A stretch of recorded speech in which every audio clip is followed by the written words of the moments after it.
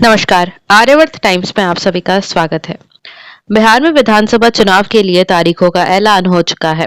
हालांकि राज्य में सत्तारूढ़ एनडीए और विपक्षी महागठबंधन में सीटें अभी तक फाइनल नहीं हो पाई हैं।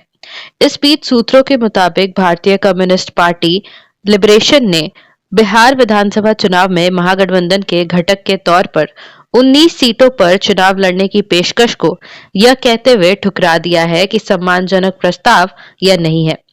हम आपको बता दें कि वामपंथी दल माले से जुड़े सूत्रों ने बताया है कि भाकपा माले लिबरेशन ने वर्ष 2020 के विधानसभा चुनाव में जितनी सीटों पर चुनाव लड़ा था, इस बार उसे उतनी ही सीटों की पेशकश की गई थी। उन्होंने कहा कि इनमें से हमारी कम से कम 3 सीटें बदल दी गई हैं। वहीं पिछले विधानसभा चुनाव में वह 19 सीटों पर चुनाव लड़ी थी और 12 सीटें जीती थी। जानकारी के मुताबिक वामपंथी दल ने लड़ने के लिए लगभग 40 सीटें मांगी थी।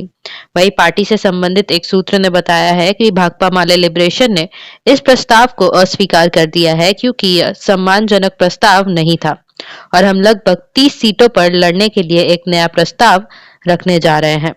इसी के साथ भाकपा माले ने यह भी तर्क दिया है कि पार्टी ने महागठबंधन को न केवल उन सीटों पर मदद की जिन पर उन्होंने चुनाव लड़ा था, बल्कि आसपास के इलाकों में भी वोट हासिल किए। गौरतलब है कि महागठबंधन में कांग्रेस, राष्ट्रीय जनता दल, वाम दल और मुकेश सहनी की विकासशील इंसान पार्टी शामिल है।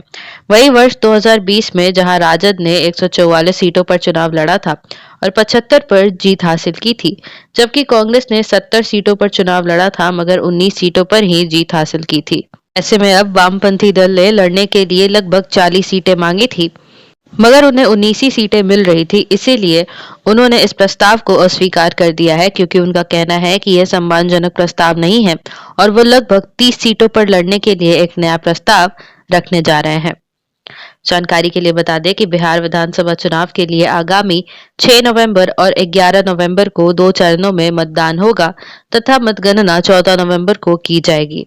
मुख्य चुनाव आयुक्त ज्ञानेश कुमार ने दोनों निर्वाचन आयुक्तों सुखबीर सिंह संधू और विवेक जोशी के साथ चुनाव कार्यक्रम की घोषणा की है। मुख्य चुनाव आयुक्त ने कहा है कि पहले चरण में जहां 121 तो वहीं दूसरे चरण में 122 सीटों के लिए मतदान होगा और बिहार विधानसभा में कुल 243 सीटें हैं। इसी के साथ मुख्य चुनाव आयुक्त ने यह भी बताया है कि पहले चरण के चुनाव के लिए अधिसूचना 10 अक्टूबर को जारी होगी व नामांकन पत्र दाखिल करने की अंतिम तिथि 17 अक्टूबर की होगी। इसी के साथ 18 अक्टूबर को नामांकन पत्रों की जांच होगी और 20 अक्टूबर तक नामांकन पत्र वापस भी लिए जा सकते हैं। वहीं उन्होंने ये भी कहा है कि दूसरे चरण के लिए अधिसूचना 13 अक्टूबर को जारी होगी और नामांकन पत्र दाखिल करने की अंतिम तिथि 20 अक्टूबर की होगी। इसी के साथ 21 अक्टूबर को नामांकन पत्रों की जांच होगी और 23 अक्टूबर तक नाम वापस लिए जा सकेंगे। आशा करते हैं आप सभी को ये वीडियो पसंद आई होगी। इस वीडियो को लाइक एवं शेयर जरूर करें, साथ ही कमेंट करके अपनी राय भी दें। साथ ही ऐसी और अपडेट्स पाने के लिए हमारे चैनल आर्यवर्त टाइम्स को जरूर सब्सक्राइब करें। धन्यवाद।